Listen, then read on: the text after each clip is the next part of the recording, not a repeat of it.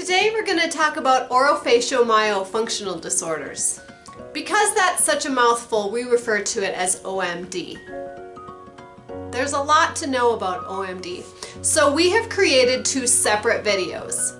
The first video will focus on what OMD is and how to identify it. Our second video will focus on strategies we use to help resolve OMDs.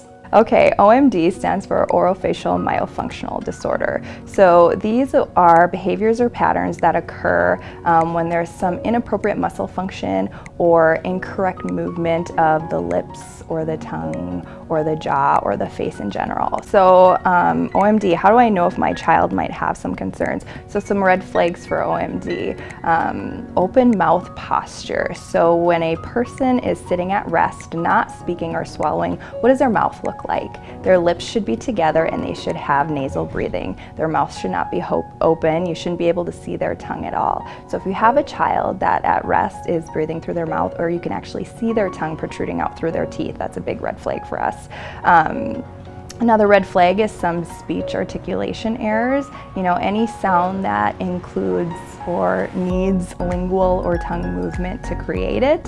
If a child has an OMD, those sounds might be difficult for them. Feeding and swallowing comes into play here, because if that tongue isn't doing what it's supposed to do, it can result in some messy eating, some picky eating, because it's difficult for them to manage the food that they've put into their mouth. Some other red flags are history of pacifier use or thumb sucking, extended bottle use. Some kids, their dentition starts to take some unexpected shapes. They might close their mouth and have a gap in between their incisors. They're having some contact with their molars, but there's a gap between their front teeth. That's a red flag for us as well.